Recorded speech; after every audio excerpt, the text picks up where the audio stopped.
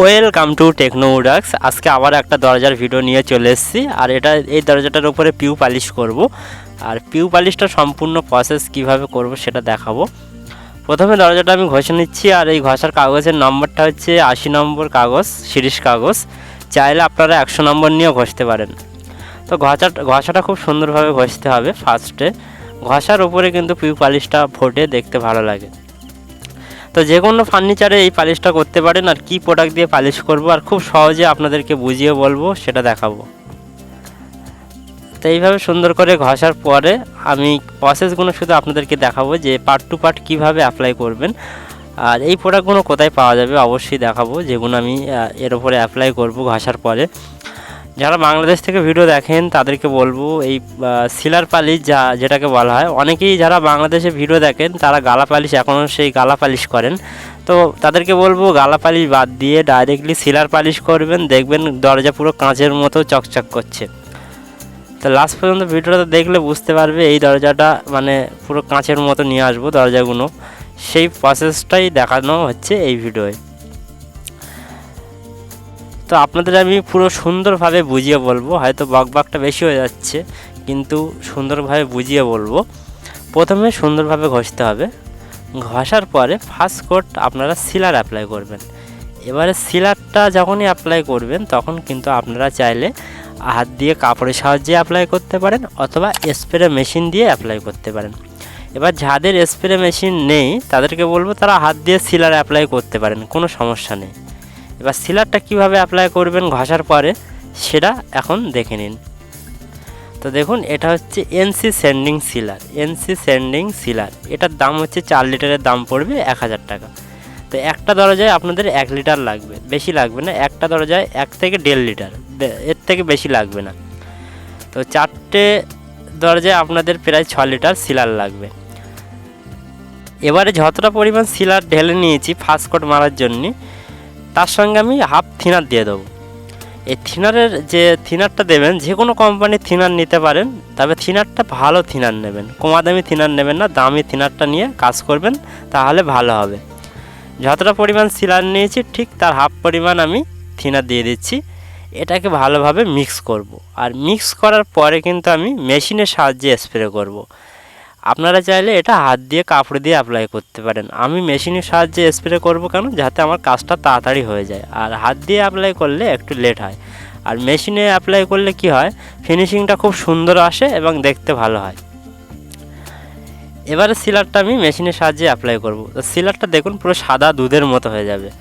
আর যদি আপনারা এর সঙ্গে ওয়ালনাট কালার দেবেন তাহলে কিন্তু একটু ডিপ কালার চলে আসবে। যেহেতু আমি ন্যাশনাল কালার করব, তো চলো আমি স্প্রে করা শুরু করে দিই।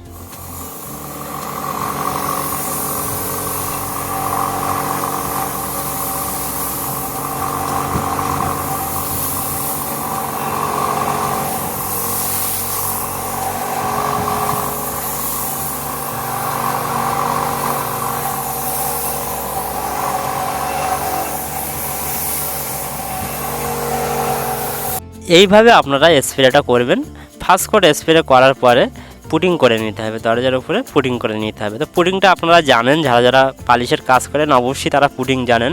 আর যদি না জানেন ডাইরেক্টলি আপনারা রঙের দোকানে গিয়ে উড ফিলার বলে একটা প্রোডাক্ট পাওয়া যায়, উড ফিলার, সেখান থেকে আপনারা নিয়ে লিকুইড পুটিং নিয়ে আপনারা কাঠের ছিদ্র বা ফাটা থাকবে সেখানে পুটিংটা দিয়ে দিতে পারবেন।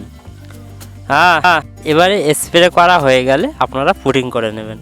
তো সুন্দর করে আমি স্প্রেটা করে দিয়েছি ফার্স্ট কোট। এইভাবে সুন্দর করে স্প্রে করে দেবেন। আর যখন আপনারা সিলারটা অ্যাপ্লাই করবেন দেখবেন কাঠের যে আঁশগুলো থাকে পুরো স্মুথ ভাব চলে আসবে, এবং যদি কাঠে কোনো কিছু থাকে পুরো খড়খড়ে ভাব চলে আসবে। তারপরে আপনারা ঘষবেন পুরো কাঠটা স্মুথ প্লেন ভাব চলে আসবে। তো সিলারটা ফার্স্ট ধরে ধরে মারার পরে আমি পুটিংটা করে নেওয়ার পরে আমি ঘষবো। চলো এবার দেখাই পুটিং করার পরে। তো এটা একসাথে 4টে দরজায় কাজ চলছে, সেক্ষেত্রে আবার আরেকটা দরজায় দেখাচ্ছি। তো এইভাবে আবার একটা দরজায় আমি কাজটা নিয়ে নিয়েছি। যেহেতু ওই দরজাটা আমি ওটা আবার অন্য দিন ধরবো, সেক্ষেত্রে আবার একটা দরজা ধরে নিয়েছি। তো পুটিং করার পরে আপনারা কি করবেন, সিলারটা তো মারা হয়ে গেছে, ফার্স্ট কোট সিলার মেরে পুটিং করবেন। সিলারটা মারার 15 মিনিট পরেই পুটিং করবেন, সঙ্গে সঙ্গে পুটিং করবেন না, অন্তত 15 থেকে 20 মিনিট পরে আপনারা পুটিংটা করবেন। করলে তাহলে কিন্তু সিলারটা শুকিয়ে যাবে এবং তারপরে আপনারা ঘষতে পারবেন। যদি আপনাদের কিছু সমস্যা আমাকে কমেন্ট করবেন, কোথায় সমস্যা হচ্ছে অবশ্যই আমি কমেন্টে রিপ্লাই দেবো আপনাদেরকে যদি কোথাও সমস্যা হয়। আর এই দরজাটা আমি গ্লেজটা কীভাবে নিয়ে আসবো অবশ্যই দেখাবো লাস্ট পর্যন্ত, যে মেন গ্লেজটা কীভাবে নিয়ে আসা যায়।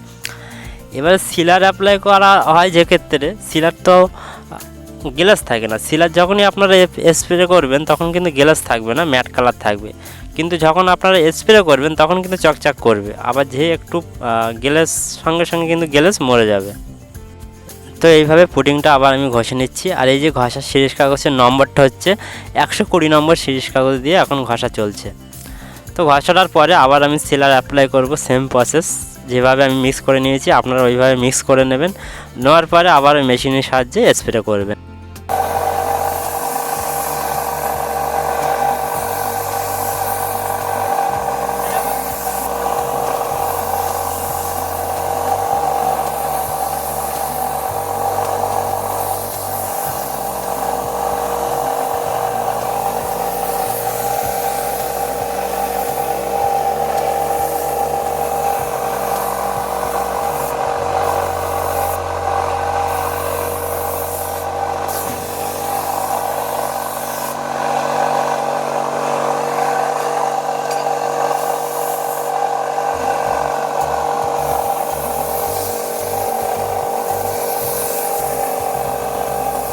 সিলার তো অ্যাপ্লাই করা হয়ে গেছে। এবার আমি কি করব, দরজাটার ওপরে মেন যে গ্লেজটা সেটা আমি অ্যাপ্লাই করব। এটা হচ্ছে থিনার।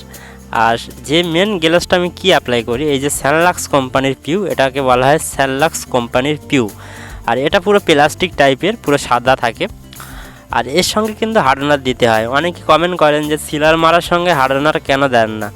সিলার যে ওটা হচ্ছে হ্যান্ড সিলার, ওটার সঙ্গে হার্ডনার দিতে হয় না। সেক্ষেত্রে আপনাদেরকে বলবো এই যে গ্লেজটা যখনই আপনারা অ্যাপ্লাই করবেন এর সঙ্গে কিন্তু হার্ডনার দিতে হয়।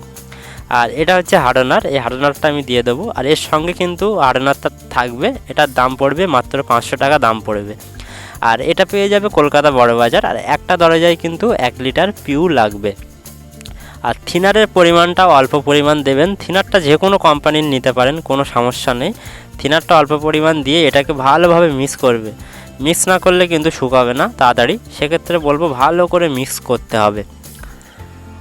আর এই যে সিলার, থিনার বা এই পিউ বা স্যানলাক্স কোম্পানির যে পিউটা আমি এখন যেটা মেশাচ্ছি, এগুলো পাবে কোথায়? এগুলো কলকাতা বড়বাজার মার্কেট, আপনারা গুগলে সার্চ করে নিতে পারেন, কলকাতা বড়বাজার মার্কেটে পেয়ে যাবেন। এবারে যারা বাংলাদেশ থেকে আমার ভিডিও দেখেন তাদেরকে বলবো অবশ্যই আপনাদের ওখানে কোনো রঙের দোকানে গিয়ে যে কোনো কোম্পানির সিলার বা পিউ নিতে পারেন।